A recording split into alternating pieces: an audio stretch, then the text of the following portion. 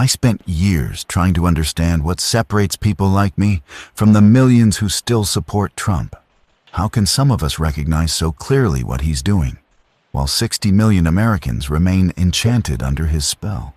So I started researching cult psychology again, trying to uncover why some people are far more resistant to propaganda and political manipulation than others. Right now, nearly 65% of Americans reject Trump, while the remaining 35% continue to follow him almost unquestioningly. And according to psychology, there's a real scientific explanation for that, and it changes everything. These are the 4 psychological reasons some people seem almost immune to the Trump cult. 1.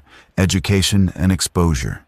The biggest group of people who resist cult-like thinking usually got there through education and through meeting people different from themselves. Education teaches you how to examine evidence carefully. You learn the scientific process. You learn how to recognize flawed arguments.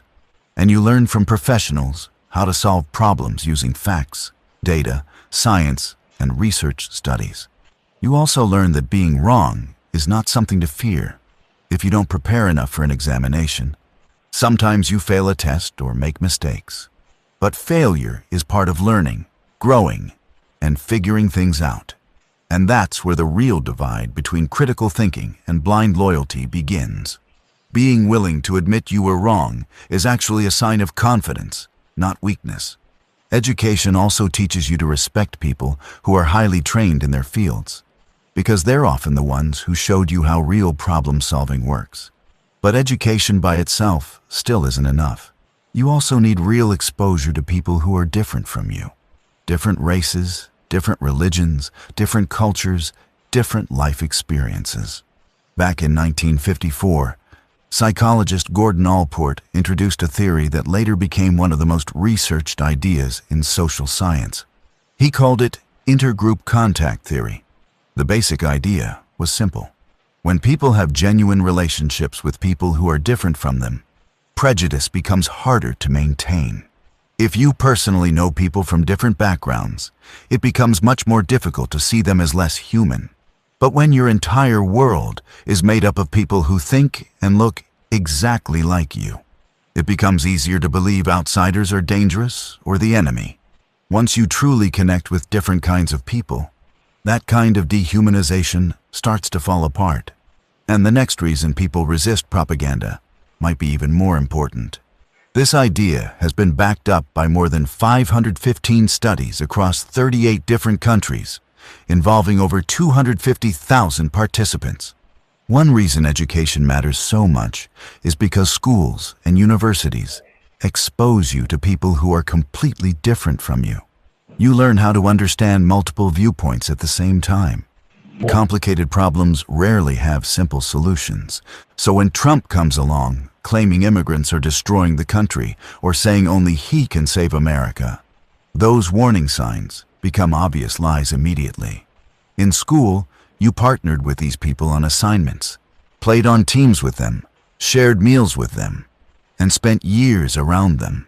Over time, you realize they struggle with the same fears, pressures, and problems you do.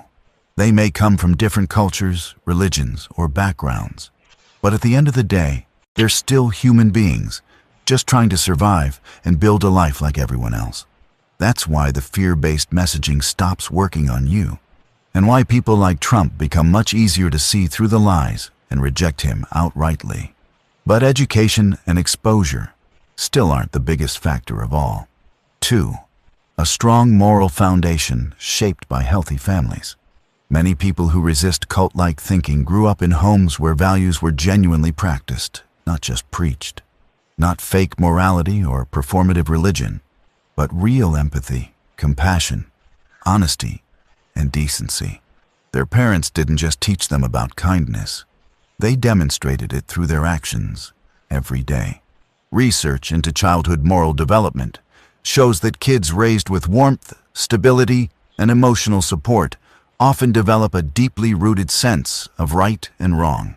These children were encouraged to think about how other people feel and to build morality around fairness and empathy instead of fear or blind obedience. They understand that cruelty is wrong. They understand that dishonesty and lying is wrong. They understand that humiliating others for entertainment is wrong. So when Trump mocked a disabled reporter on national television, insulted people constantly, or encouraged aggression at rallies, these people felt immediate disgust because it violated the core values they were raised with. This faction spurns Trump not for flawed policies, but since he defies their fundamental inner morality. After you witness true virtue, you naturally dismiss evil whenever it appears. And the next reason might explain why propaganda works on some people far more than others. 3. Being the scapegoat in an authoritarian family.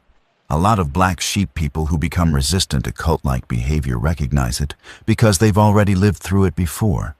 If you grew up in a dysfunctional or controlling household, there's a good chance you became the scapegoat. The black sheep was usually the person singled out by the authoritarian parent. You were constantly blamed, constantly told you were too emotional, too difficult, or somehow always the source of the family's problems. The authoritarian parent taught everyone else in the household the same message. It was acceptable to attack or punish the scapegoat if they refused to obey authority. Simply refusing to completely fall in line exposed the false reality the family was built around. The illusion that the parent was always correct, always justified, and should never be questioned. That refusal made you dangerous to the system. They pushed, punished, and tried to break you until you submitted, but you never fully gave in. You couldn't fully trust your family because they manipulated you, denied your reality, and constantly made you question yourself. Because of that, you learned to examine everything carefully. Researchers who study narcissistic family systems discovered something interesting. The scapegoat is often the most emotionally aware and observant child in the household. They weren't chosen by accident.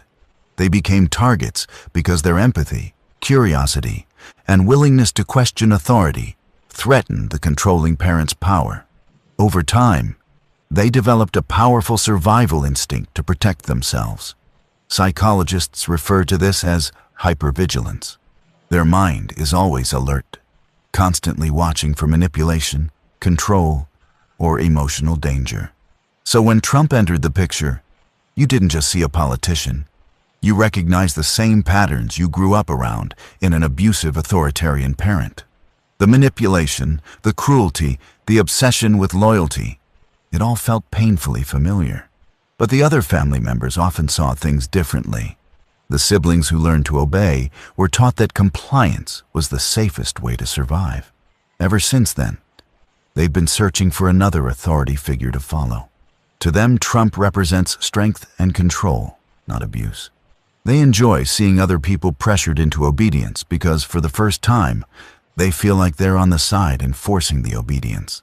They need you to submit too, because if you resist and refuse to break, it forces them to confront the fact that they were cowards. That's why they cheer when protesters are attacked or silenced. It gives them the feeling of finally being aligned with the people inflicting pain instead of the ones receiving it. But the black sheep understands exactly how that system works and how destructive it really is, which is why they refuse to get trapped in it again. They spent years trying to escape toxic family dynamics and unhealthy patterns of control. So when they see immigrants being turned into society's newest scapegoat, they instantly recognize the strategy and the kind of man leading it. And the final reason people resist propaganda ties all of this together. Where are you watching from and the time right now? Subscribe if you enjoyed the video.